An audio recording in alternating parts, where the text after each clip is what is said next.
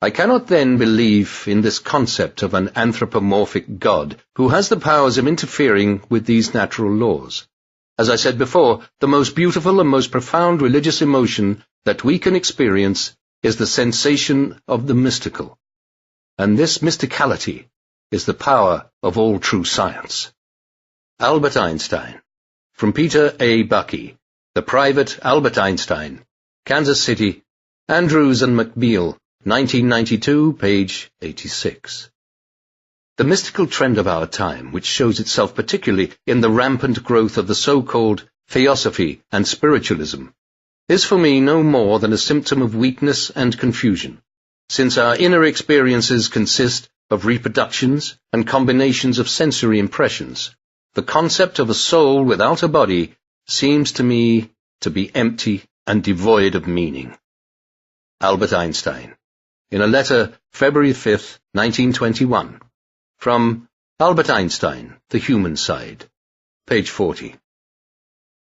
Mere unbelief in a personal God is no philosophy at all. Albert Einstein, letter to V.T. Aaltonen, May 7, 1952. Einstein Archive, 59-059. From the expanded quotable Einstein, page 216. I have repeatedly said that in my opinion the idea of a personal God is a childlike one. You may call me an agnostic, but I do not share the crusading spirit of the professional atheist, whose fervour is mostly due to a painful act of liberation from the fetters of religious indoctrination received in youth. I prefer an attitude of humility, corresponding to the weakness of our intellectual understanding of nature and of our own being. Albert Einstein, to Guy H. Ranner, Jr., September 28, 1949. From Michael R. Gilmore, Einstein's God, Just What Did Einstein Believe About God? Skeptic, 1997, 5-64.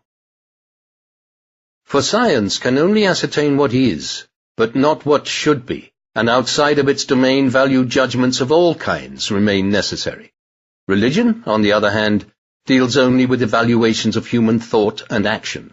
It cannot justifiably speak of facts and relationships between facts.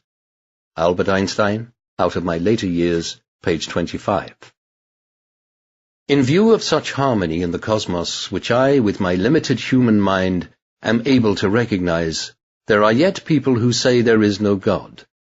But what really makes me angry is that they quote me for the support of such views.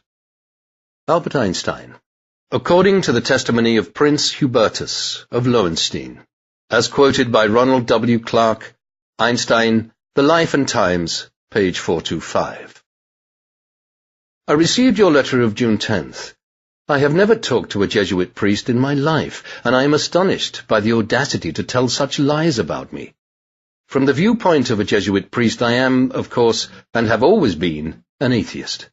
Your counter-arguments seem to me very correct and could hardly be better formulated.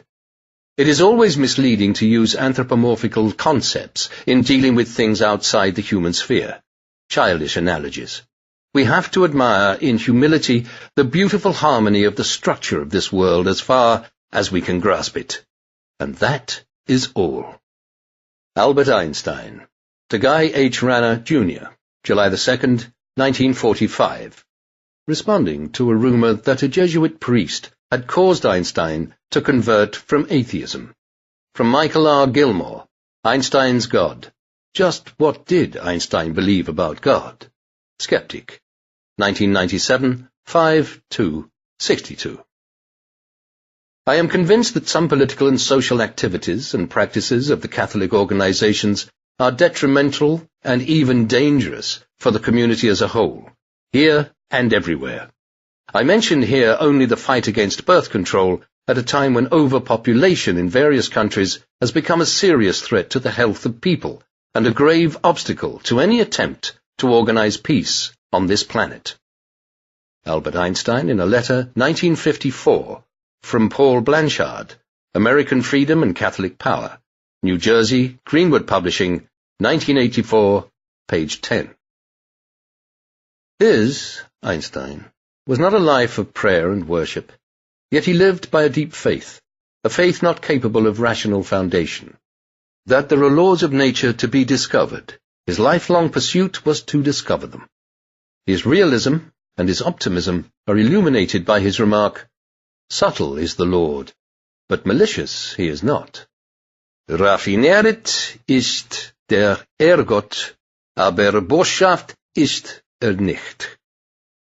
When asked by a colleague what he meant by that, he replied, "Nature hides her secret because of her essential loftiness, but not by means of ruse. Die Natur verbiegt ich Germenes durch die Erhabenheit eines Wesens, aber nicht durch List." Abraham Pais. Subtle is the Lord, the Science and the Life of Albert Einstein. Oxford University Press, New York, 1982. However, Einstein's God was not the God of most other men. When he wrote of religion, as he often did in middle and later life, he tended to adopt the belief of Alice's Red Queen, that words mean what you want them to mean, and to clothe with different names what to more ordinary mortals, and to most Jews, looked like a variant of simple agnosticism. Replying in 1929 to a cabled inquiry from Rabbi Goldstein of New York, he said that he believed in Spinoza's God, who reveals himself in the harmony of all that exists, not in a God who concerns himself with the fate and actions of men. And it is claimed that years later, asked by Ben-Gurion whether he believed in God, even he, with his great formula about energy and mass, agreed that there must be something behind the energy. No doubt. But much of Einstein's writing gives the impression of belief in a God, even more intangible and impersonal than a celestial machine-minder, running the universe with indisputable authority and expert touch. Instead, Einstein's God appears as the physical world itself, with its infinitely marvelous structure operating at atomic level with the beauty of a craftsman's wristwatch, and at stellar level with the majesty of a massive cyclotron. This was belief enough. It grew early and rooted deep. Only later was it dignified by the title of cosmic religion, a phrase which gave plausible respectability to the views of a man who did not believe in a life after death, and who felt that if virtue paid off in the earthly one, then this was the result of cause and effect, rather than celestial reward. Einstein's God thus stood for an orderly system obeying rules which could be discovered by those who had the courage, imagination, and persistence to go on searching for them. It was to this past which he began to turn his mind, soon after the age of 12. The rest of his life, everything else was to seem almost trivial by comparison. Ronald W. Clark, Einstein, The Life and Times, New York, World Publishing, 1971, pages 19 to 20. That a man can take pleasure in marching, in formation, to the strains of a band is enough to make me despise him. He has only been given his big brain by mistake. A backbone was all he needed. This plague spot of civilization ought to be abolished with all possible speed. 100 times every day I remind myself that my inner and outer life depend on the labors of other men, living and dead, and that I must exert myself in order to give in the measure as I have received and am still receiving. Albert Einstein.